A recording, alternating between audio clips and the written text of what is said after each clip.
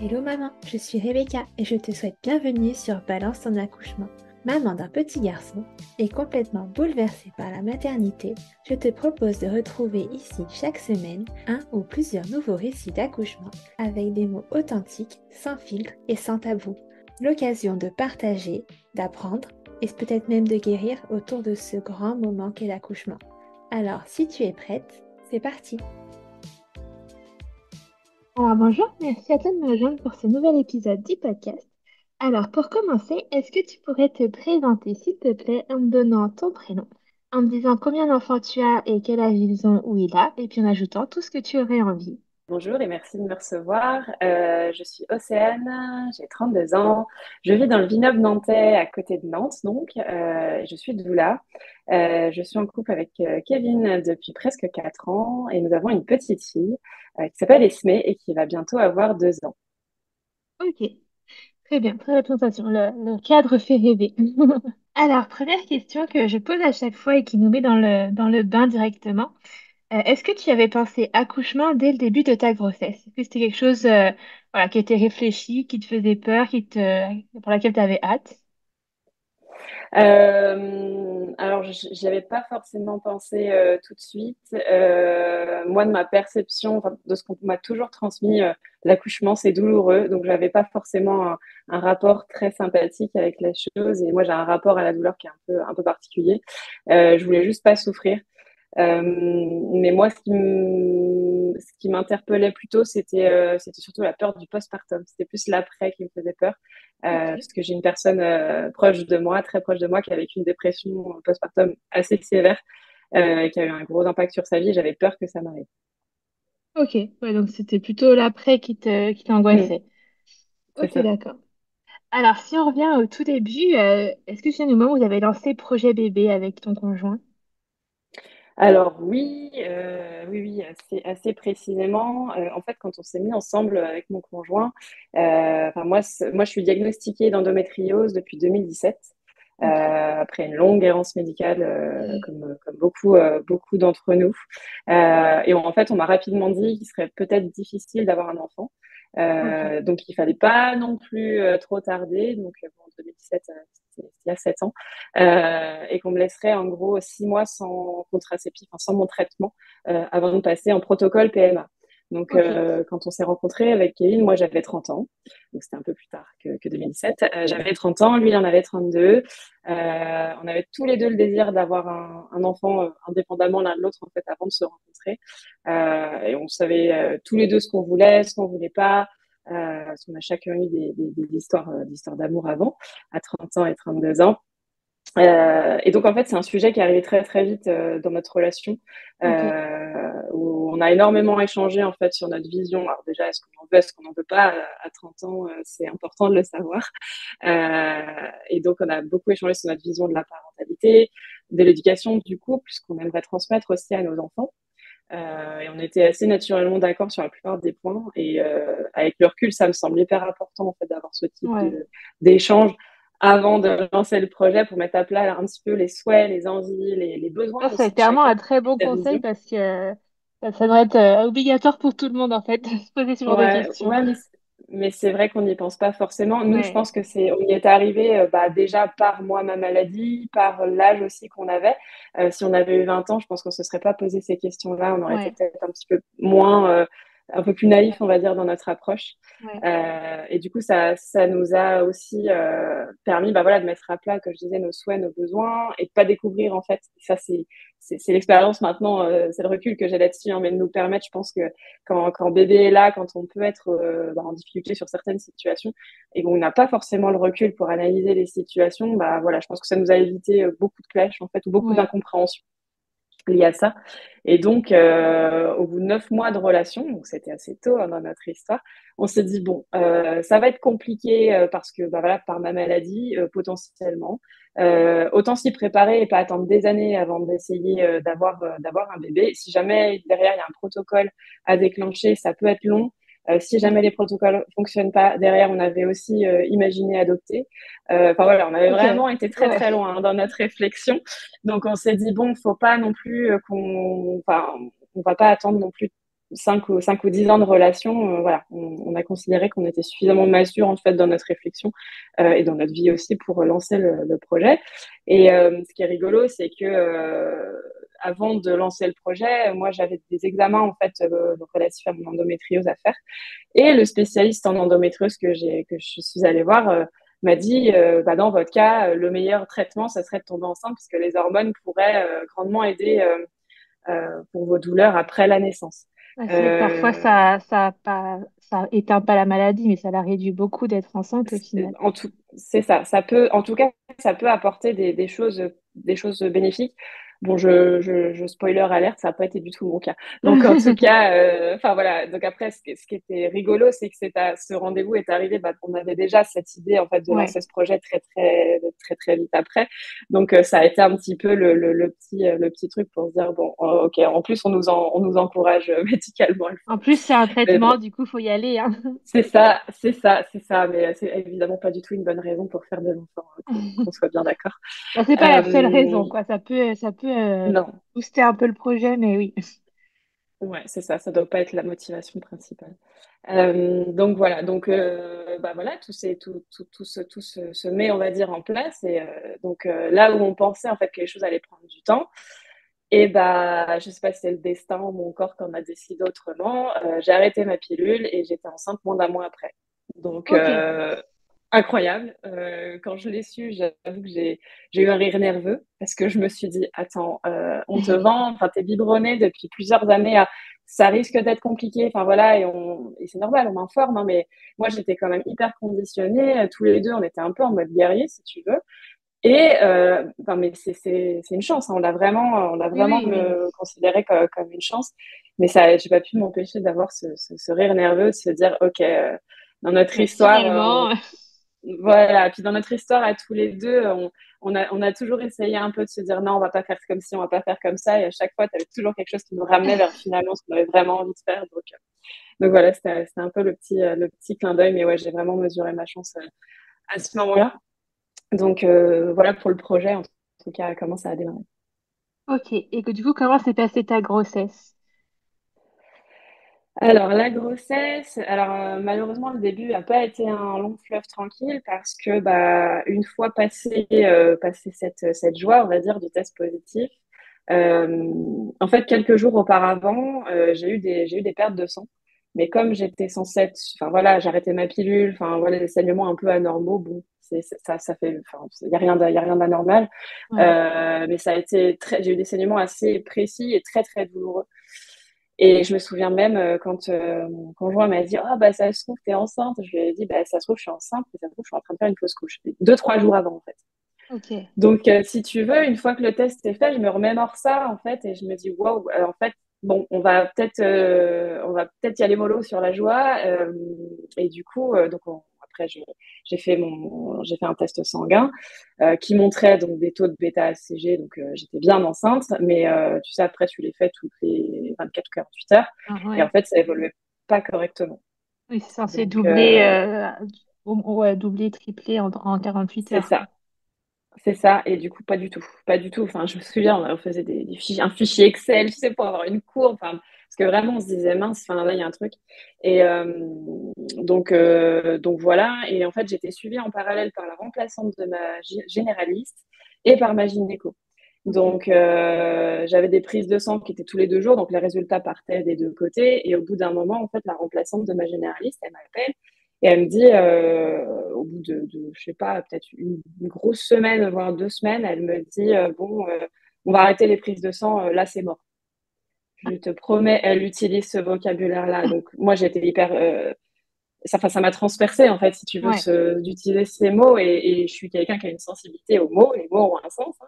Donc voilà, de dire c'est Et puis mort, enfin, voilà, c'est une expression qu'on peut donner comme ça, oh là là, bon bah c'est cuit, c'est mort. Voilà, là on parle d'une vie en fait qui est censée être en train de oui, c'est grandir. ça. Et Donc puis pour moi c'était hyper. l'expression c'est mort alors qu'on est censé parler d'une vie, c'est quand même compliqué, quoi. C'est ça. Donc ouais, son vocabulaire m'a vachement heurté. Enfin puis même son manque d'humanité. Elle me dit ça au téléphone. Enfin voilà, je suis en train de vivre des choses. C'était vraiment l'ascenseur émotionnel à chaque prise de sang. Enfin tu vois, c'était Ouais. dur quoi. Et donc ouais, ça m'a un peu transpercée. Donc bah, j'ai rappelé ma gynéco qui me suivait en parallèle et enfin, les gynécos, généralement, t'as pas de rendez-vous avant 6 mois. Elle, toutes les semaines, d'une semaine à une autre, elle me calait des rendez-vous. Enfin, je comprends mieux, tu vois, aussi pourquoi ma gynéco, elle est souvent en retard. C'est qu'il y a aussi des personnes dont, qui ont Ouais. vraiment besoin. Donc, elle garde ces créneaux-là. Donc, encore merci pour ça. Donc, ouais, elle m'a dit, bah, écoutez, nous, on va prendre le relais côté gynéco. Et en fait, au rendez-vous suivant, elle m'expliquait que ça pouvait être une grossesse extra-utérine, ça pouvait être un œuf clair, mais qu'on pouvait pas encore vraiment voir correctement en fait à l'écho. Donc Et ça pouvait être une grossesse classique. C'est possible? aussi, Ok. bien sûr. Ouais, ouais, ouais. C'est vrai que je parle que des scénarios pas super cool, mais oui, évidemment qu'il y avait Il y aussi avait quand même cette l'option. hypothèse-là. Ok. C'est ça, c'est ça. Et donc à ce moment-là, elle m'a proposé d'attendre une dizaine de jours. Enfin, ça correspondait à ses vacances en fait. Elle me dit bon, je pars en vacances Ouais. et dès que je reviens, vous revenez me voir. Et on fait le point ensemble et elle m'avait expliqué bah voilà les procédures pour tous les scénarios en fait. Si c'est une grossesse qui évolue, bah on est content. Et si jamais c'est autre chose, ben du coup voilà les scénarios. Et surtout si dans les 10 jours vous avez tel ou tel symptôme, enfin voilà c'est les urgences tout de suite. Si vous avez le Ok. moindre doute, vraiment vous n'hésitez pas, vous serez accueillis quoi. Donc elle a été, tu vois, elle a été hyper douce dans sa manière d'amener les choses, mais elle a été très Ouais. claire par contre dans ses explications. Il n'y avait pas ni de faux espoirs, ni de dramatisation de la situation. Elle m'a toujours dit, parce que voilà, moi je disais, bah, quand on voit les chiffres, ça doit doubler toutes les 48 heures. Elle m'a dit, écoutez, entre les chiffres et la réalité, souvent il y a un monde. Donc, enfin, j'ai beaucoup aimé en fait sa manière de voir les choses, c'est de se dire, Ouais. on n'est pas, si on rentre pas dans une case, ça ne veut pas dire que ça se passe pas bien en fait. Oui, c'est Donc, rassurant sans être pour autant fantaisiste, quoi. C'est pas, t'as pas non plus de vendu de voilà. faux espoirs. Non, pas du tout, pas du tout. Et Ok. ça, vraiment, j'ai beaucoup apprécié ça avec elle. Et, et voilà. Et en fait, enfin, ce qui était difficile dans cette période-là, c'est que bah, t'es dans les 3 mois, les fameux 3 mois, Eh donc t'en oui. parles à personne. Donc en fait, c'est terrible parce qu'on est hyper seuls. Nous, tous les deux, bah, c'était obsédant, hein, surtout pour moi. C'était hyper obsédant. Moi, j'essayais vraiment de me préserver en me disant, bon, te fais pas de faux espoirs. Mon conjoint, il était plutôt, non, mais si, si ça se trouve, ça va. Enfin, il était plutôt positif parce que c'est son tempérament. Et moi, j'étais plutôt à dire, non, non, attends, voilà, on se projette pas parce que si jamais finalement il y a le scénario A, B et pas le C, et Ouais. ben, en fait ça va être hyper dur. Et moi je savais que ça allait être terrible pour moi. Donc bon, donc j'ai voilà, donc les 10 jours très très très très très très longs. Ma gynéco m'avait proposé de m'arrêter parce qu'elle voyait bien qu'émotionnellement c'était compliqué. Moi je lui avais dit que je préférais continuer de travailler parce que bah voilà ça m'occupait l'esprit. J'étais bien occupée à cette époque-là et à l'époque d'ailleurs je travaillais dans le domaine du développement de logiciels informatiques. C'est important pour la suite. Ok. Mais voilà, donc j'étais salariée, mais finalement j'ai continué de travailler jusqu'au prochain rendez-vous. Donc 10 jours plus tard, rendez-vous chez ma gynéco, en étant tendue comme pas possible. Et donc voilà, elle m'a dit bon, on va pas faire durer le suspense. Enfin voilà, je vais vous faire une écho tout de suite quoi. Et Ah, en puis gros, elle l'idée avait les échos c'était sur place, c'est quand même rassurant aussi, ça. oui, oui, oui, tout à fait. Ouais, ouais, non, mais pour ça, c'était bonheur parce que je connaissais aussi l'environnement. Donc, tu viens un truc Ouais. pas cool, mais au moins, tu te sens. Voilà, c'est un environnement qui est connu. Et, euh, et donc voilà, elle me fait. Oui, parce que le scénario, c'était si c'est un œuf clair ou s'il n'y a rien au bout de 10 jours, bah voilà, on enclenche autre chose, quoi. On Ok. enclenche autre chose. Et donc, 10 jours plus tard, je m'installe, elle me fait mon écho et puis bah là, on entend battre le cœur de notre bébé. Ah. Et c'est toujours un moment qui est un peu émouvant, tu vois, pour moi, parce que c'est, tu vois, depuis le début, on espère. On espère qu'il va y avoir quelque chose. Mais d'un côté, bah, comme je disais, on essaye aussi de se protéger un petit peu. Et puis bah, là, c'est comme si on disait, waouh, ça y est, on peut enfin s'autoriser à y Être croire. heureux. Ouais. C'est ça. Et moi, enfin, il y a une part de moi, tu vois, qui se dit, avant ce moment-là, qui se dit, mais en fait, c'est pas possible que ce soit si facile. On m'a annoncé un parcours qui devrait être compliqué. Là, c'est pas possible que ça se passe si Aussi facilement. Enfin, bien, ouais. c'est trop simple, donc ça va pas. En fait, tu vois, il y a une part de moi qui m'a longtemps poursuivi, qui va pas aller au bout. Et là, je m'autorise quand même un peu cette bouffée de joie. Et ma gynéco a fini avec cette phrase, la consultation, où elle dit: «Ah, je suis quand même contente parce que j'avais raison de lui laisser sa chance à ce petit bébé». Ouais. Ouf, et donc, bah oui, oui, puis quelle chance, quoi. Donc d'un côté, tu vois, tu rentres pas dans la parentalité avec la même naïveté qu'un couple pour qui, bah Oui. voilà, tout ça se déroule et ça se passe bien. À la fois, c'est pas juste, mais c'est aussi une opportunité. C'est comme ça qu'on l'a pris tout de suite, tu vois, de voir les choses différemment. Et quand on vit des difficultés, notamment avec notre bébé, une fois qu'il est là, où les premiers mois sont pas toujours simples parce qu'on doit s'adapter, bah en fait, tu prends ce recul tout de suite. Enfin, moi, ça me ramène très souvent à cette période-là où je me dis, mais en fait, parce que je considère vraiment que c'est ma grossesse, ma fille, elle est précieuse. Quand c'est difficile, je me dis, ouais, mais en fait, ça aurait pu ne pas se passer comme ça. Ouais. Donc, Puis au moins, il est là, donc. voilà. C'est ça. Maintenant, en fait, tu vois, je vais pas dire que c'est bien, c'est cool de gérer les galères, parce que nous, moi aussi, il y a des moments où c'est compliqué. Mais voilà, je le vois différemment en tout cas. Forcément. Ok, donc du coup là, et t'étais à combien du coup? Elle t'a fait une datation à ce moment-là ou pas Oui, oui, robuste? oui. Si, c'était l'écho, ça correspondait à peu près à l'écho de datation. Ouais. Ok, et du coup tu savais à peu près de combien c'était? Au moment de l'écho, je sais plus. Enfin, j'étais pas loin des 2 mois de grossesse, Ah oui, quand même, donc t'avais déjà fait je crois. Ouais. une bonne partie du Il premier me semble. trimestre si stressant. Il me semble, ouais. Ouais, je t'avoue que j'ai un petit peu tout ce qui est date précisément des semaines, Ouais. j'ai un peu occulté ça. Mais parce que j'ai tellement l'impression que c'était long cette Mm. période-là. Mais ouais, du coup, elle a pu me faire une datation, et c'est ce qui, du coup, nous a ramené à, ok, à ce moment-là, j'avais arrêté ma pilule depuis vraiment pas beaucoup de temps. Enfin, j'ai pas eu le temps d'avoir un cycle, en fait, si tu veux, avant de Un tomber enceinte. premier Donc, cycle, c'est ça. Donc, c'est reparti très, très vite malgré des années de pilule. Donc, ouais, et puis quand même un c'était syndrome qui est censé, ah non, qui pas censé, mais qui joue sur la qui peut. fertilité quand même. Ouais, tout à fait. Et du coup, enfin, ce qui me tient à cœur aussi aujourd'hui, c'est de dire aux personnes qui souffrent d'endométriose et à qui on dit ça va être compliqué, voilà, enfin, voilà, ça peut aussi se passer différemment. Il n'y a pas que ce qu'on dit, effectivement. Je reprends les mots de ma gynéco, hein. Entre les chiffres et les bouquins et la vraie vie, souvent, il y a quand même une différence. Donc, c'est aussi possible parce que j'en suis la preuve vivante, ma fille aussi, que ça peut aussi se passer différemment, en fait. C'est pas, Ouais, tout n'est pas figé, tout n'est pas blanc ou noir, en fait. ouais, je vois. Ok. Donc du coup, Mm. passer cette grosse période de stress et d'incertitude, comment ça se passe? Ouais. Bah, premier trimestre, ça se passe. Je suis fatiguée, j'ai des nausées, mais enfin ça va, ça passe assez facilement. Globalement, sur le papier, tout va bien, mais j'ai quand même toujours du mal à me projeter dans cette grossesse. Ok. Comme si j'avais toujours une épée de Damoclès qui pouvait me tomber dessus à tout moment. Et au fil des mois, en fait, qui avançaient, je m'étais dit, mais à un moment donné, ça va plus être possible, en fait. Ça va plus être possible de ressentir ça. Il va falloir que je me fasse aider si jamais ça continue. Et je pense que ouais, jusqu'au 5e mois de grossesse, ça m'a un peu poursuivi, ça, ce sentiment de, il peut se passer quelque chose à tout moment. Et c'est vrai, parce qu'aussi, je m'informe beaucoup. Je sais aussi que jusqu'au bout, il peut y avoir un problème, mais d'un autre côté, ça ne doit pas gâcher. Si je mets les Oui. guillemets hein, quand je dis ça, c'est pas ça en tout cas qui doit gâcher le truc. Après, voilà, je me renseigne énormément sur tout ce qui est développement du bébé in utero, ses sensations, ce qu'il peut ressentir, à quel stade, à quel moment il commence à entendre des bruits, les différentes étapes aussi du suivi de grossesse. À chaque rendez-vous avec ma gynéco, du coup, c'est elle qui suit ma grossesse jusqu'au 7e ou 8e mois. Après, c'est une sage-femme de la clinique qui a pris le relais. Mais à chaque rendez-vous, j'ai une liste de questions qui est longue comme le bras parce que ben, j'ai besoin, ça me rassure, tu vois, d'avoir Ouais. l'info.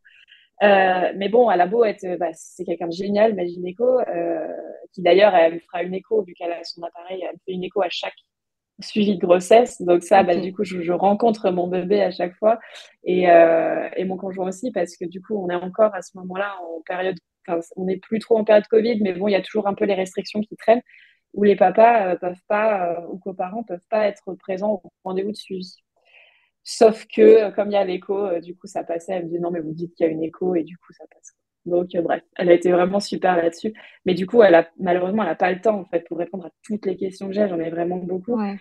Et c'est une grosse frustration, ça, pour moi, de ne pas avoir ce temps, de pas avoir ce temps de parole, finalement, de ce temps d'écoute pour raconter un peu ce que je vis, notamment parce que je vis pas les choses comme la société veut bien nous le faire entendre, que la grossesse, c'est le meilleur mot, c'est super, c'est la joie, c'est tout ça. Moi, j'ai encore un espèce de truc qui me traîne et je peux pas trop l'exprimer. Et je pense pas, tu vois, que j'ai besoin à ce moment-là, je me dis, j'ai pas forcément besoin d'aller voir un psy parce que je pense pas que c'est anormal, en fait, les questions et c'est pas normal d'aller voir un psy, hein, d'ailleurs, mais je pense pas avoir besoin de cette aide-là. Moi, j'ai surtout besoin vraiment de parler et d'avoir de l'écoute, en fait, en face de Oui. moi.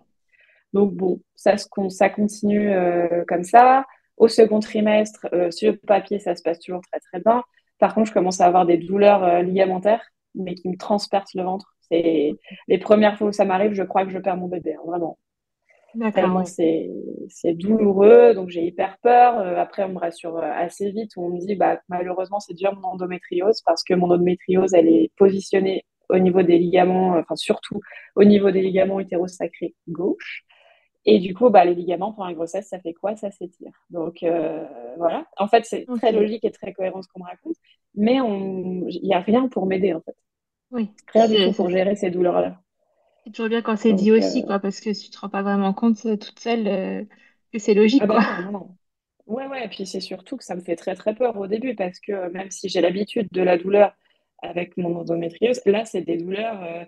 Non, puis enfin voilà, je suis toujours à me dire le reste de ma grossesse, ça durera tout le long de la grossesse. Ça, à chaque fois, je me dis, mais est-ce que c'est mes douleurs à moi? Est-ce que c'est une douleur qui est différente? Est-ce que c'est mon bébé qui souffre? Enfin voilà, je suis toujours un peu Ouais. quand même à me questionner, à me dire, là, s'il y a un truc qui va pas, bah, je saurais pas trop dire, quoi. Donc, bon, c'est un peu, c'est pas forcément évident. Et puis, euh, et puis en plus, enfin, d'avoir ces douleurs qui sont quand même assez, au bout d'un moment, ça devient vraiment handicapant. Je suis obligée de m'arrêter un peu plus tôt que prévu, enfin, avant le congé je les bête, pardon, parce que c'est hyper, c'est difficile de rester assise sur une chaise, c'est compliqué. Donc, à l'époque, je faisais beaucoup de réunions, même si je faisais pas mal de télétravail. Rester assise sur une chaise, c'est pas possible. Et enfin, voilà, prendre des positions un peu bizarres, voilà, enfin, c'est pas tenable, quoi. On n'est pas à ce qu'on fait, quoi. Donc, et oui, puis la petite chose aussi, c'est qu'on me dit aussi à ce moment-là que bah, ça peut présager de douleurs beaucoup plus fortes le jour de la naissance. Ok. Donc, me voilà bien avec ces informations-là. Mais par contre, on ne pourra pas y faire grand-chose, quoi. Donc, bon, je continue de m'informer beaucoup, d'écouter des podcasts, de lire, de regarder des émissions, de me renseigner un peu sur sur toutes les éventualités à l'accouchement, césarienne d'urgence. Enfin, vraiment, j'essaie de balayer plein de choses pour essayer Ok. d'être un peu parée à toutes les éventualités parce que, bah, en fait, on en parle assez peu pendant les rendez-vous, même pendant les rendez-vous de prépa, on en parle, mais ça reste assez léger. Après, je le comprends parce que c'est des choses qui peuvent faire peur. Mais moi, j'ai Hmm. besoin vraiment d'être informée. Et la césarienne, c'était pas. Enfin, je n'étais pas très à l'aise avec l'idée, donc je préférais être au courant de comment ça se passe pour pas en être traumatisée si jamais ça devait arriver, parce que je savais que ça pouvait évidemment arriver, quoi. Ouais. Donc, donc voilà. Donc la suite se passe tout. Enfin, pour le bébé, pour moi, sur le papier, tout va toujours bien, en dehors des douleurs et de ce que je viens de citer. Mais je me projette un peu plus dans cette grossesse-là quand même. Et ça m'aide enfin voilà, le fait d'arriver à me projeter, ça diminue un peu mes angoisses de oh là là, il pourrait se passer quelque chose. Et ça commence, enfin, ça va beaucoup mieux quand on commence à faire les cours de préparation, mais qu'on fait avec une sage-femme, qui fait de l'autonomie. Donc, on fait des cours de prépa et on fait des séances aussi d'autonomie à la suite. Ouais. Euh, donc ça, c'est hyper chouette comme moment parce que quand on avait commencé à regarder bah, voilà, ce qui était proposé dans les cours de prépa, où il y avait plein de choses, et en fait, mon conjoint, lui, s'était arrêté sur l'autonomie parce qu'il avait lu que bah, c'était aussi le moyen de créer un lien entre le papa et son bébé. Donc bah, en fait, on s'est vraiment mis dedans à fond, enfin à fond. On a vraiment joué le jeu à créer vraiment ces moments tous les jours de faire un peu d'autonomie. Et moi, en fait, je ne le faisais pas. Je lui laissais ce moment pour créer du lien avec sa fille en me disant, Moi, je suis en train de vivre des choses et j'ai des sensations que toi, tu connaîtras jamais parce que de fait, c'est moi qui porte le bébé. Ouais. Ben, du coup, je te laisse cette chose, je te laisse ces choses-là où moi, bah, je le ressens, enfin, pour notre fille en tout cas, je le ressentirai jamais. Ce sera vraiment ton truc à toi. J'ai vraiment voulu lui donner ouais, cette place. Et puis, il est très, très investi hein, il était très investi depuis le tout début. Mais vraiment, ce côté, tu as quelque chose que moi, je n'ai pas dans cette grossesse. Pour que lui, il Ok. laisse ce petit moment particulier qui crée le lien avec sa fille, même à travers du ventre. Donc, ça, c'était chouette.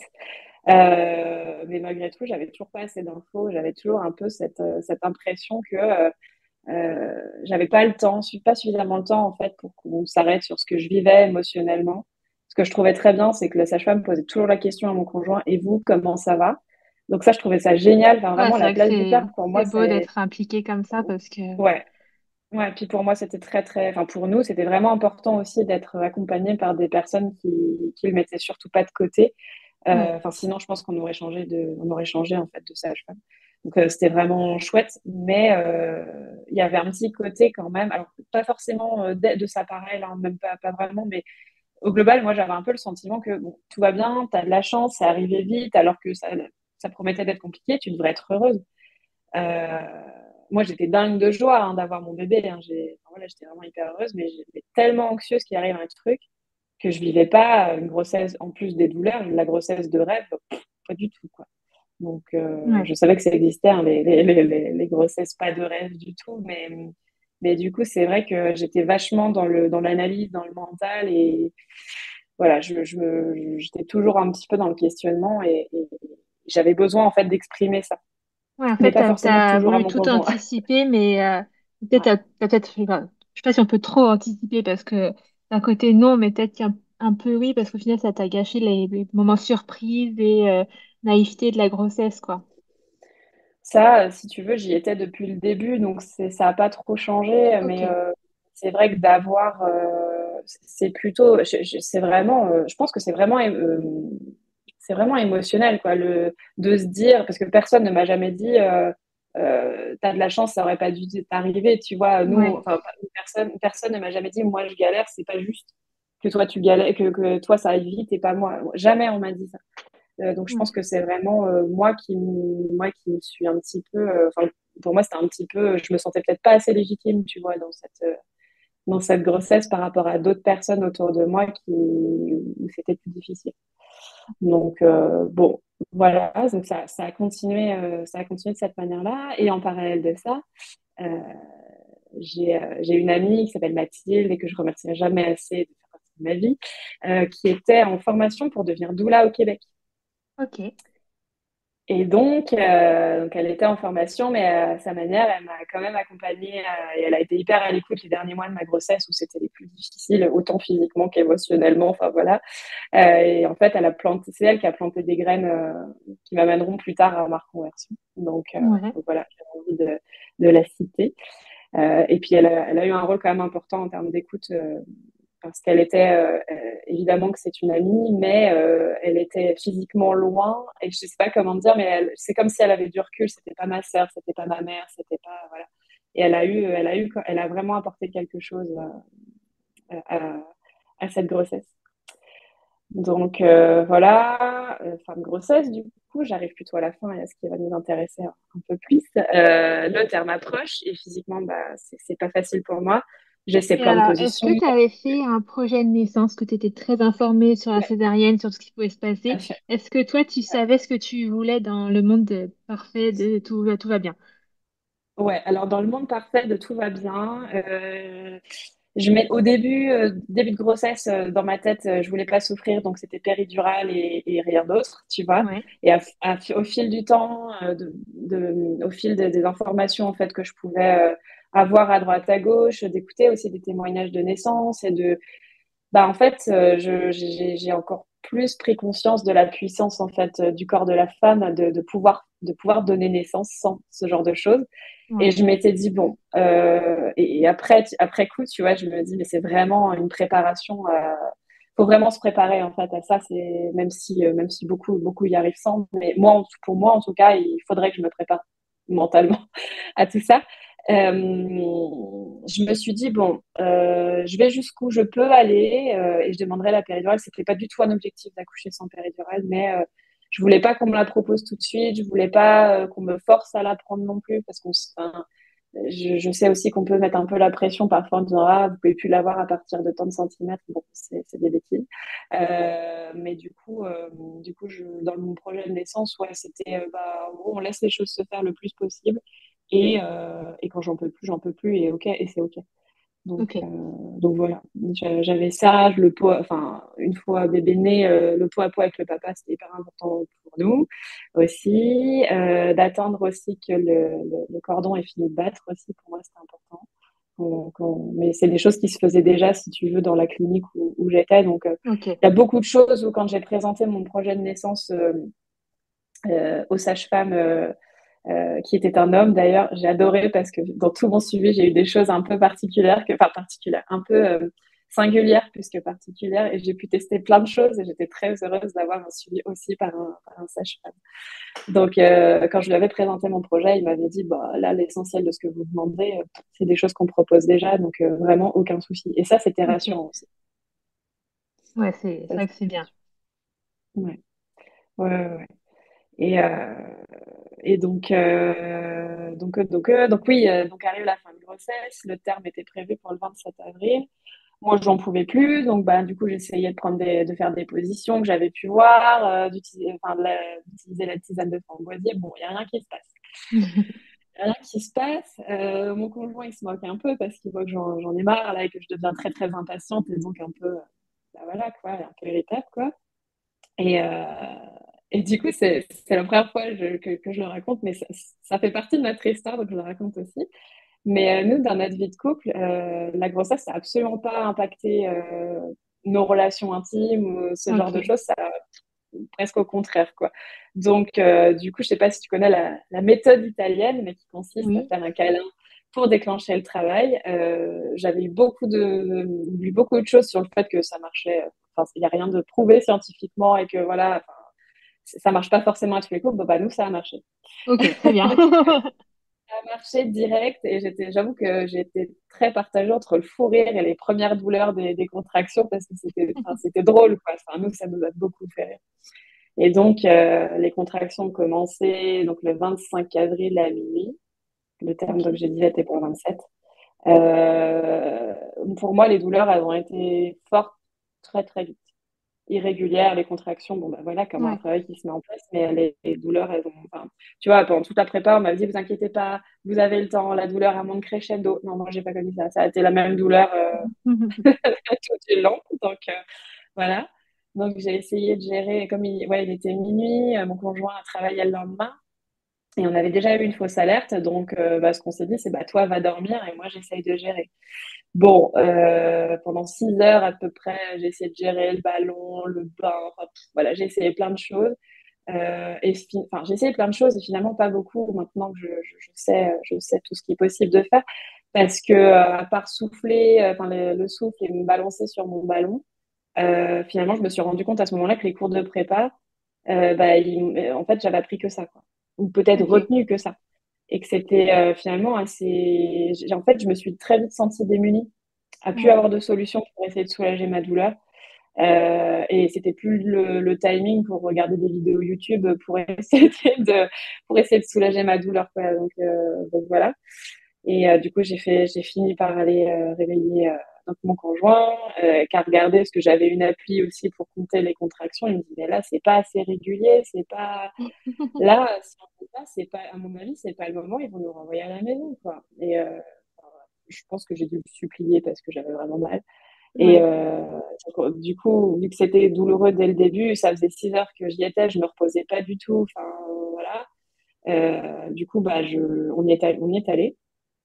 J'en peux plus, on y va. Et je prie tout ce que je peux pour qu'ils me renvoient pas à la maison. Et arrivé à la maternité, je suis à peine dilatée à 1 centimètre.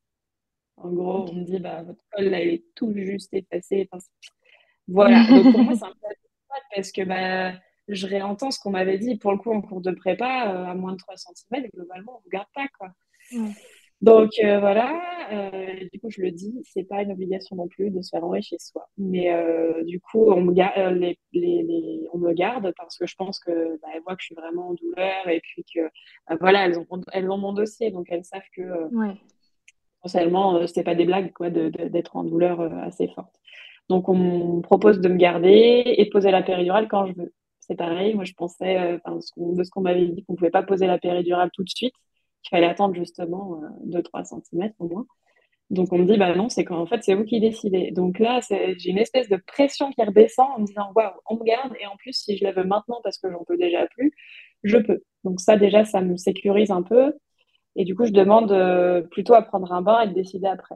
En me disant, bon, voilà, peut-être que ça peut faire quelque chose, quoi. Même si à la maison, ça n'a pas fait grand-chose. Donc voilà. Et bah, là, je suis encore dans mon truc de me dire, bon, on va le plus loin possible. Et je prends la péridurale bah, quand vraiment c'est plus possible. Donc je me sens à ce moment-là encore la force de tenir un petit peu, même si ça commence à faire. Et que je suis pas ouverte à grand-chose. Donc je me dis, bon, ça risque encore être un peu long. Et bon, bah, le bain n'a rien donné, hein. Malheureusement, le bain n'a rien donné. J'ai plutôt passé mon temps à cracher du feu sur mon conjoint pendant les contractions et à m'en excuser pendant les temps de pause au lieu de donc vraiment pas efficace. Donc j'ai demandé la péridurale, il était 10 heures du matin à peu près, donc ça fait 10 heures que j'étais en travail. Et Ok. j'étais dilatée à 3. Donc il Ouf, restait un bout de ouais. chemin, quoi. Ouais, t'étais encore loin de Et- la délivrance, là, dans tous les sens Ah, du terme. ouais, ouais. Après, voilà, je sais aussi qu'il y a des. Encore à ce moment-là, hein, je sais qu'il y a aussi des histoires où bah, c'est un peu long au début. Enfin, il y a tous les cas de figure possibles, mais moi, je me sens vraiment plus. Puis je suis déjà hyper fatiguée. Donc je me dis, bon, il faut aussi que je me repose et là, ça devient compliqué. Donc pause de la péridurale, crise de panique parce que l'anesthésiste m'a pas prévenu qu'il piquait. Ok, super. Voilà, donc donc il m'a pas prévenu, donc ouais, j'ai vraiment eu peur. La deuxième fois, c'était la bonne, entre guillemets. Je suis vite soulagée, tout en sentant quand même les contractions. Et ce qui est chouette, c'est que j'avais une pompe où en fait c'était moi qui dosais la péridurale. Ouais, Donc j'avais vraiment ce souhait bah, de pouvoir la doser si c'était possible, hein, mais de au moins quand même sentir les choses et pas avoir l'impression de vraiment être passive dans mon accouchement. Mais malgré tout, je reste assez immobile sur mon lit. En fait, enfin, on m'accompagne pas du tout vers du mouvement parce qu'on peut quand même bouger malgré qu'on ait une péridurale. C'est sûr, on peut plus marcher, mais on peut quand même faire des choses pour rester un petit peu mobile, enfin que le bassin reste mobile. Donc bah voilà, moi je suis assez, enfin, je suis sur mon lit, hein, je regarde pas vraiment l'heure, le temps il est un peu distendu. J'ai Kevin qui est à côté, enfin, voilà, qui bricole sur son téléphone. Enfin, on est dans l'attente, quoi. Vraiment, on attend, et on est très passif. On est très très passif. Et puis au bout de 2-3 heures, la péridurale elle commence à plus faire effet qu'un côté sur deux. Donc, on me dit de me tourner pour que le produit se diffuse mieux. Donc, bah, je passe un peu mon temps à me retourner tout le temps. Donc, je me repose pas vraiment. Enfin, j'ai pas du tout dormi. Enfin, je suis pas super bien endormie en tout cas. Mais ça arrange pas vraiment les choses et je commence à ressentir de la douleur. C'est plus de la gêne. Au bout d'un moment, c'est de la douleur et je suis vraiment fatiguée.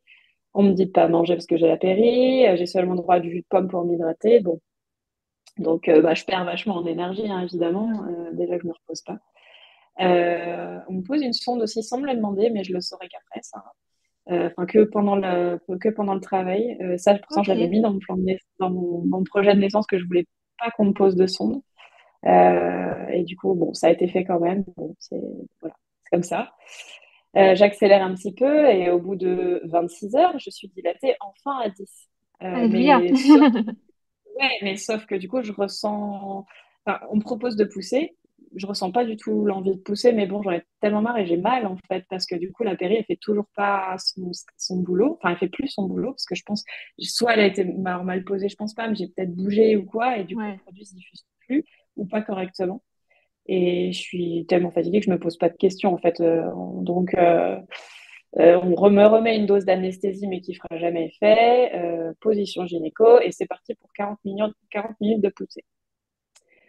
Et il se passe pas grand-chose. Donc, mon bébé est là, hein, il voit la tête. Quand je pousse, la tête avance, mais finalement, on remonte. Enfin, si tu veux, les poussées sont pas assez efficaces parce que je suis tellement fatiguée que Voilà, Ouais. et donc donc ça n'avance pas. Et j'entends le fameux je vais appeler le médecin de la sage-femme. Bon, c'est pas forcément le bon exemple peut-être, mais moi j'ai regardé le baby boom plus d'une fois et je sais que c'est pas Mhm. bon quand on appelle le médecin et qu'on m'explique pas. Donc je demande justement à ce qu'on m'explique et on me dit bah on va utiliser les instruments sans doute la ventouse. Ok. Bon, c'est un truc que je voulais pas non plus. Et à ce moment-là, je le ressens déjà comme un échec en fait de pas être capable de faire sortir mon bébé sans aide, donc je refuse. Le D'accord. médecin arrive et elle m'explique que pour le moment, moi, je vais bien, que le bébé aussi, et que ce serait dommage d'attendre que ça se complique pour intervenir.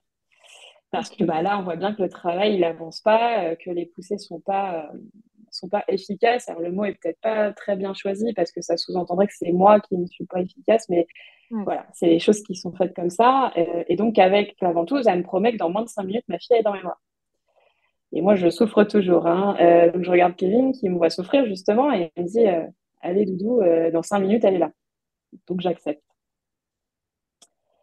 Et en effet, dans 5 minutes après, elle était là. Sauf que dans les 5 minutes, moi, j'ai cru et je pense que j'ai voulu mourir. Vraiment, Ok. là, c'est la partie la plus. Enfin, moi, là, c'est vraiment ce qui, moi, enfin, m'est resté et m'a traumatisé vraiment. C'est que j'ai eu la sensation qu'on m'ouvrait en deux et à vif. Je le saurai plus tard, mais les hormones n'ont pas du tout eu le temps en fait de faire leur effet et de justement euh, l'ocytocine, l'endorphine, ça n'a pas eu le temps en fait de faire son travail vu que j'étais sous péri. Ça a été amoindri, donc en fait je me suis pris toute la douleur bah, sans que mon corps ait eu le temps de faire le boulot pour que je le supporte mieux, on va dire, Ouais. naturellement. Et donc voilà, j'ai vraiment eu cette sensation-là qu'on tirait vraiment de chaque côté. J'avais l'impression d'avoir plein de monde autour de moi. Je suis pas sûre qu'il y en avait beaucoup, mais et je hurlais, hein, j'ai horriblement mal. Et en fait, à chaque fois que je criais, j'avais une sage-femme qui me rabrouait en fait. Elle me disait mais madame, calmez-vous, restez concentrée. Reste concentrée. Alors ben, voilà, bon, c'est pas facile en fait à ce moment-là. Là, je te parle de manière très calme, mais sur le moment, tu l'es pas du tout. Donc voilà, et même mon conjoint, il essayait d'attirer mon attention pour que bah, je continue de pousser en fait, parce que c'est vrai que bah, quand je suis partie, on va dire comme ça, si on peut dire, bah du coup je n'aidais plus moi pour que bah, en bas elle puisse faire son travail. Ouais. Mais du coup ça a été hyper brutal pour moi en fait. Et donc ça, bah, pendant les 5 minutes jusqu'à ce que mon bébé soit sur moi, quand je l'ai eu sur moi, j'étais complètement à l'ouest, hein. Bon, j'avais mon bébé sur moi, enfin un bébé.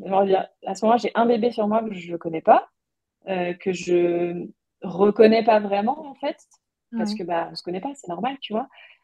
Puis après avoir eu l'impression d'être violentée, alors plus émotionnellement en fait que physiquement en fin de compte, mais waouh, enfin t'as un peu, c'est brutal, c'est vraiment brutal pour moi. Et ensuite, je fais une hémorragie de la délivrance sans m'en rendre compte parce que bah en fait elles me l'ont dit après, pas sur le moment. Puis moi j'étais quand même concentrée sur mon bébé. Enfin les choses sont quand même bien faites hein, malgré tout.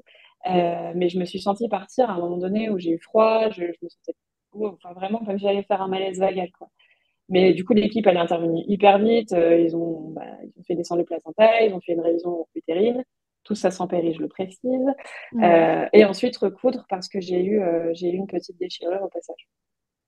Donc, bon, voilà. Et en fait, c'est hyper. On parle beaucoup du coup de foudre qu'on peut avoir pour son bébé, tout ça. Mais en fait, après avoir vécu ça, on se dit, mais c'est normal que beaucoup de personnes ne l'aient pas parce qu'on est choqué d'une certaine manière de l'intensité en fait de ce qu'on Mm. vient de vivre. Et, et ouais, moi j'étais complètement sonnée en fait. C'est vraiment ça. Et puis ensuite, bah, le cordon a été coupé par mon conjoint, enfin, comme je le voulais, enfin, comme on le voulait. Les soins ont été donnés à bébé. Voilà, on s'est retrouvés. Enfin, la pièce s'est vite vidée ensuite petit à petit, une fois que tout était rentré dans l'ordre, et on s'est retrouvés tous les trois.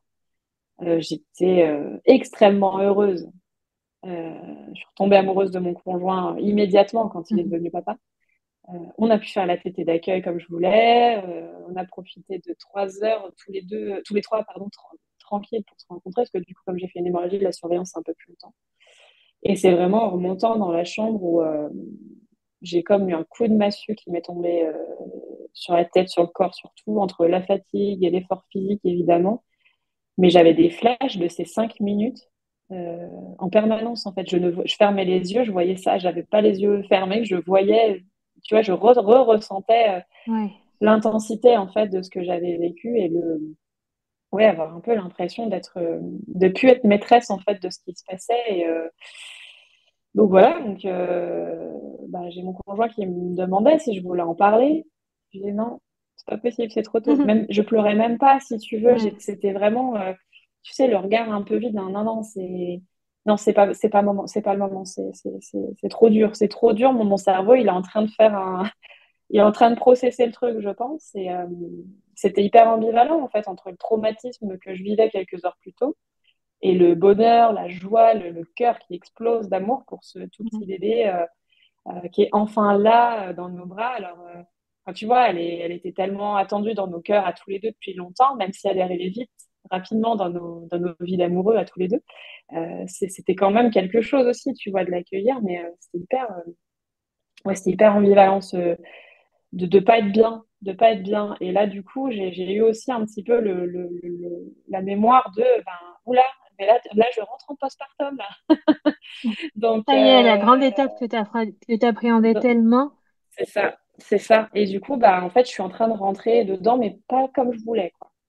Et du coup, physiquement, c'était hyper dur parce que, enfin, j'étais vraiment très éprouvée. J'avais du mal à me lever. Enfin, franchement, j'avais l'impression d'être une grand-mère de 80 ans qui arrivait pas à se mettre droite, tu vois. Je voulais pas croiser le miroir non plus parce que mon image dans le miroir avec ce ventre vide, je voulais pas la voir. J'étais pas Ouais. prête à ça. Donc, tu sais, dans dans les chambres d'hôpital ou de clinique, comment dire, c'est des placards vitrés, en fait. Ouais. Je les ouvrais pour pas croiser mon regard dans le miroir. Donc, ouais, non, non, vraiment pas fou, quoi, l'image. Et puis, du coup, le lendemain de la naissance, il y a la pédiatre qui est venue pour faire les contrôles, voilà, Ouais. pour voir si tout allait bien avec bébé. Et sa première question elle était pour moi. Et vous, comment vous allez? Bon, bah, je m'effondre. Je m'effondre et puis bah, je raconte ce que j'ai vécu bah, voilà, que ça a été difficile et que c'est là, tout de suite. Maintenant, c'est dur là. C'est même dur. Je vis mal les choses, comment j'ai perçu. Et en fait, elle m'écoute jusqu'au bout. Et, du coup, jusqu'au bout. Et ensuite, elle s'occupe de ma fille. Donc, voilà. Et en fait, enfin, elle va prévenir la gynéco qui m'a aidée avec la ventouse. Et la gynéco, elle va revenir 2 fois pendant le séjour. Une fois où je suis toute seule avec bébé, parce que mon conjoint, il n'était pas rentré à la maison pour nourrir les chats, enfin, la classique. Et du coup, en fait, elle m'a écouté de la même manière que la pédiatre jusqu'au bout et elle m'a expliqué son point de vue à elle. Que elle, de sa fenêtre, ça s'était pas vraiment passé comme ça. Enfin, qu'en gros, pour elle n'a pas fait grand-chose dans l'histoire et que, en gros, moi, j'avais juste besoin d'un tout petit coup de pouce, mais que j'ai tout fait toute seule. Que ce Ok. soit vrai ou pas, ça a tout changé. Ça a tout Ouais. changé pour la suite. Je suis vraiment passée d'une impression d'avoir été vraiment dépossédée de la naissance de ma fille et de ma naissance de mère, finalement, à un sentiment ouais, que je me suis sentie puissante d'avoir fait ce que j'avais fait et je me sentais, enfin, ça m'a redonné confiance en moi, en fait, et en la mère que j'étais en train de devenir. Là où juste avant, en fait, je me sentais nulle, enfin, voilà, que j'avais pas été capable de. Et en fait, bah si, j'ai été capable de le faire et peu importe finalement la manière dont ça s'est fait, j'ai donné naissance à ma fille, quoi. Et ça m'a vraiment, ouais, ça a vraiment tout changé, ouais, qu'on me donne cet espace euh, et qu'on vienne me dire, enfin, voilà, sur le papier, oui, votre accouchement, il s'est bien passé, bébé va bien, vous allez voilà, comme une femme qui a accouché il y a 24 heures, quoi. Donc, on s'en remet. Enfin, on est en train de s'en remettre plutôt. Mais c'est difficile ce que vous avez vécu.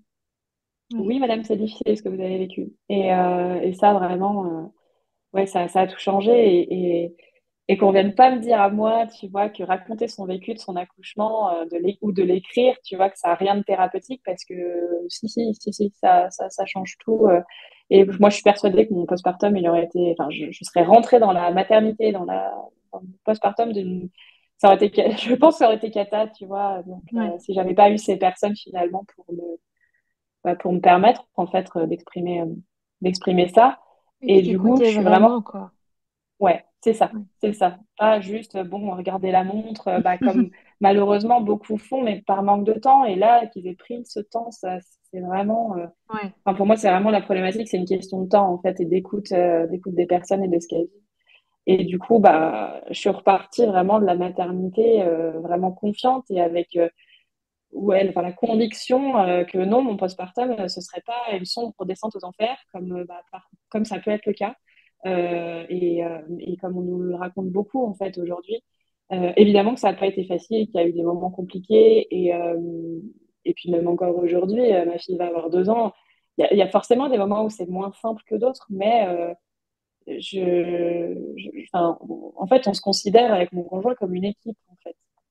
On a tout et on essaye, et on fait toujours de notre mieux et c'est notre mieux, c'est tout ce dont notre bébé il avait besoin en fait à ce moment-là et Ouais. aujourd'hui toujours. Et ça c'est vraiment, mais je pense vraiment que ça s'est joué à juste ces deux discussions qui peuvent paraître pas grand-chose, mais qui font qu'aujourd'hui, aujourd'hui je peux le raconter. Alors évidemment que je suis toujours très, enfin, j'ai toujours de l'émotion en fait quand je raconte ça, mais parce que c'est notre histoire et qu'évidemment c'est la nôtre, donc c'est difficile de pas l'être. Mais quand je suis partie de la maternité, j'étais euh, en phase, j'étais OK avec cette histoire, en fait, finalement. Et je ruminais plus du tout, même si j'ai pu avoir d'autres flashs et d'autres choses parce que ça reste un traumatisme. Euh, c'est pas quelque chose qui m'a du tout, comment dire, qui m'est resté très très longtemps, quoi. Ouais. Donc, c'est important, je trouve, de souligner aussi que c'est important vraiment de pouvoir trouver ces espaces d'écoute, peu importe auprès de qui, hein, mais très rapidement après la naissance, quand on considère que ça n'a pas été facile pour soi ou qu'on a mal vécu quelque chose, c'est important de le verbaliser, de l'extérioriser et pas de le garder pour soi. Donc, voilà. Ok. Et du coup, comment cette expérience de la maternité, de l'accouchement et de la grossesse t'ont mené à une reconversion professionnelle pile dans ce domaine? Alors, moi, enfin oui, ça a eu un impact évidemment. Moi, même avant d'avoir le désir d'enfant, j'ai toujours été fascinée par le domaine de la maternité, enfin le domaine, par la maternité en fait. Voilà, enfin, moi je trouve vraiment que c'est un super pouvoir en fait de pouvoir faire grandir une toute petite cellule en fait dans son corps et de donner naissance et la résilience en fait aussi que ça demande à une femme voilà, de voir son corps évoluer, de faire de la place, enfin, même si c'est pas conscient, le Ouais. corps est quand même incroyablement bien fait. Enfin, moi, je trouve que c'est magique en fait le corps et le corps humain et le corps d'une femme, c'est vraiment quelque chose enfin, que je porte très très haut et voilà, qui m'a toujours, en tout cas, beaucoup fascinée. Après, j'ai eu autour de moi, donc j'ai parlé d'une personne en particulier, mais j'en ai pas eu qu'une, hein, des personnes qui n'ont pas vécu une grossesse, un accouchement et un postpartum de rêve. J'ai aussi eu des personnes autour de moi qui ont eu des difficultés pour avoir un enfant, d'autres qui n'ont pas pu en avoir. Et en fait, je me suis pas mal questionnée avant d'avoir ma fille, hein, sur en fait, comment on accompagne ces personnes-là. Comment on peut les aider en fait. Moi j'ai pu être assez démunie parce que pas d'outils en fait pour aider. Mais finalement, qu'est-ce qu'on propose? Parce que c'est vrai qu'on suit beaucoup la grossesse de très très près, hein, on a beaucoup de rendez-vous. Mais une fois que enfin, tout ce qu'il y a autour, et une fois que l'enfant est né, tu pars de la maternité et bonne chance. C'est un petit peu, alors même s'il y a des rencontres avec les sages-femmes après, ça reste très très court. Ça Ouais. reste très très court. Et moi, c'est pas du tout quand la sage-femme est venue 2 fois, je crois, après la naissance de ma fille à la maison, où moi j'avais un tas de choses à raconter, j'avais un tas de choses à verbaliser. Et en fait, l'espace n'était pas du tout là parce qu'elle avait 10 personnes à voir après moi, si tu veux. Donc, Oui. le temps n'y est pas. Et même après, derrière, pour la rééducation du périnée, tu es là, tu as 30 minutes. c'est pas pour raconter ce que tu vis, alors que tu vis des choses quand même pendant les premiers mois de vie de bébé. Donc bon, ça, tu vois, c'était un petit peu le constat que j'avais déjà fait un peu avant, mais bah, du coup, que j'ai expérimenté moi-même. Donc, c'est encore mieux. Et du coup, ouais, il n'y a pas ces espaces, il n'y a pas ces espaces. Et ben, du coup, bon, de ce constat-là, si tu veux, j'en ai pas forcément au début fait grand-chose. Moi, j'ai repris le travail 4 mois après la naissance d'Esmé, parce que c'était le moment pour moi. J'avais de nouveaux challenges, de nouvelles responsabilités qui m'attendaient dans ma boîte. L'entreprise où j'étais, hyper bon accueil de la grossesse. Enfin voilà, vraiment. Enfin, je le souligne parce qu'on entend beaucoup d'histoires où c'est le contraire, où Oui, j'appréhendais d'annoncer ma grossesse, mais mon manager de l'époque, il était fou de joie en fait quand bon, lui il a 4 enfants, donc voilà, il est un petit peu sensibilisé à ça. Mais en tout cas, voilà, j'étais hyper bien accueillie après mon retour de congé mat, tellement qu'on m'a donné d'autres responsabilités. Mais bon, en soi, j'avais tout pour être heureuse, tu vois, encore ouais, une fois sur le papier, parce que bah, bébé qui va bien, carrière qui évolue, et voilà, quoi, et c'était super. Mais mon cerveau, il était coupé en deux. Il était vraiment coupé en deux. Quand j'étais au boulot, j'avais qu'une envie, c'était de rentrer auprès de ma famille. Et quand j'étais à la maison, je culpabilisais de ne pas en faire assez, enfin plus plutôt, au travail. Donc, ouais. tu vois, c'était très ambivalent. Je savais qu'on pouvait vivre l'ambivalence, mais franchement, vraiment pas évident. Et puis c'est là que mon amie Mathilde, que j'ai citée tout à l'heure, elle a vu ces petites graines germer, et où en fait, bah, je me suis inscrite à une formation pour devenir doula accompagnante à la naissance. Pour voir, je mets des guillemets, hein, au début, c'était un peu. Enfin voilà, j'avais vraiment ce côté, bah, ça fait 10 ans que je travaille dans un domaine où je me donne à fond, ou pour bâtir quelque chose, je ne vais pas tout remettre en question. Et ben si, et ben si, et ben si. Et puis entre-temps aussi, j'ai eu un accident de moto sur le trajet retour de mon travail. Et je suis passée à pas grand-chose d'y laisser la vie, hein. Donc ça a remis Ok. aussi brutalement les choses en place. Donc un autre événement un peu brutal, mais qui a remis les choses aussi à leur place. Et en parallèle de ça, bah, je m'inscris à cette formation, et en fait, tout prend son sens à ce moment-là. Tout prend son sens à ce moment-là. Je fais ça en parallèle de mon job. Et puis finalement, je décide de le quitter. Et là encore, ça a été hyper bien accueilli par ma boîte.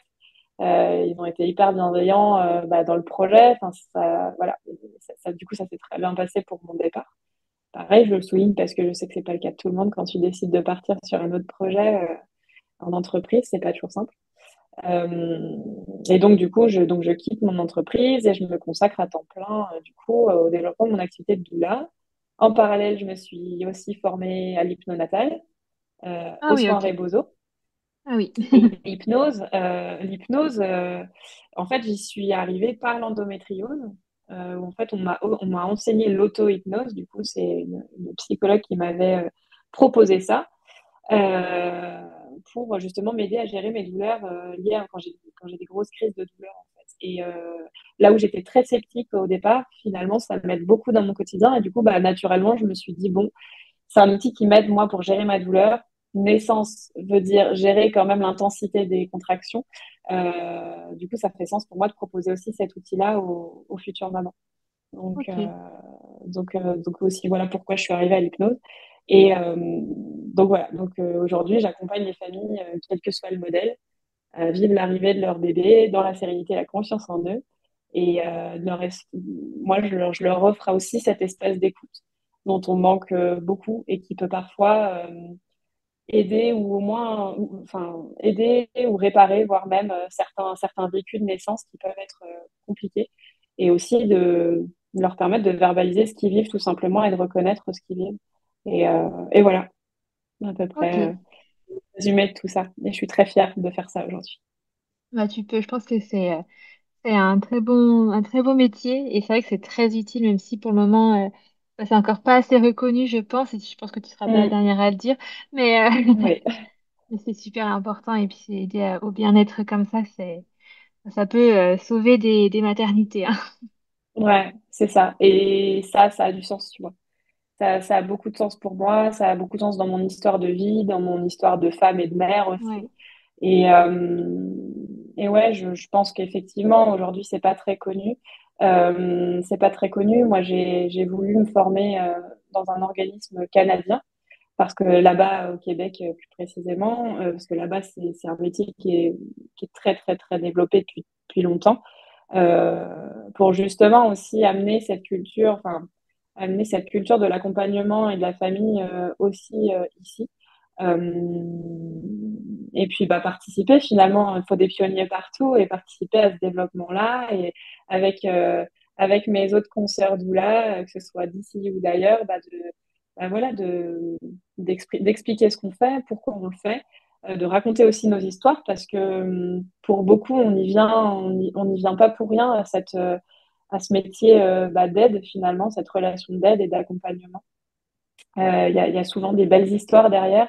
Et, euh, et oui, c'est quelque chose qui est important de connaître. Après, c'est pas forcément fait pour tout le monde. Moi, quand on dit, bon, moi, je trouve pas que j'en ai besoin, c'est complètement OK. Et en fait, l'intérêt aussi de faire connaître le métier, de faire connaître toutes les doulas, c'est aussi pouvoir laisser le choix. C'est important pour moi le choix.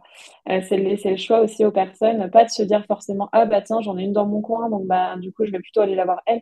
Non, c'est comme un professionnel. Enfin, on n'est pas pro de santé, hein, c'est pas ce que je suis en train de dire, mais en tout cas c'est comme un professionnel de santé. Si on n'est pas à l'aise avec une personne, c'est ok. Et il faut pas hésiter bah, du coup à aller voir d'autres personnes pour se faire une idée. C'est des moments qui sont trop précieux en fait dans la vie d'une femme, dans la vie d'une famille pour que ce soit un accompagnement qui soit pas fait avec quelqu'un en qui on a confiance.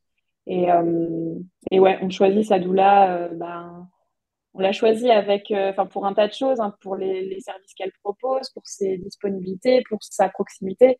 Mais on choisit aussi sa doula avec son cœur, en fait, pour Ouais, nous accompagner et lui confier, en fait, toute cette phase tellement importante. Et c'est important de bien la choisir et de prendre le temps de bien la choisir.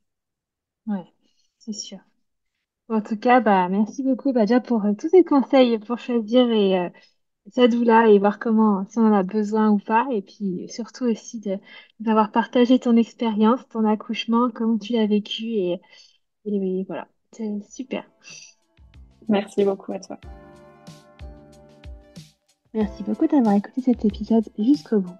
Si jamais il t'a plu et que tu souhaites aider le podcast, n'hésite pas à laisser une petite note sur l'application d'écoute sur laquelle tu es actuellement ou un petit commentaire. Ça me ferait très plaisir et ça peut être d'une grande aide pour aider le projet à avancer. En attendant, je te retrouve mercredi prochain pour une nouvelle histoire d'accouchement.